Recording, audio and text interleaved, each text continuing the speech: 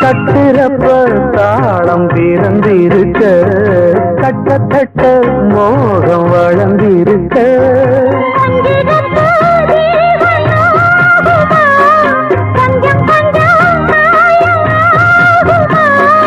காயத்துக்கு களிம்பு பூசவா ஆறும் வரை விசிறி வீசவா ரொம்ப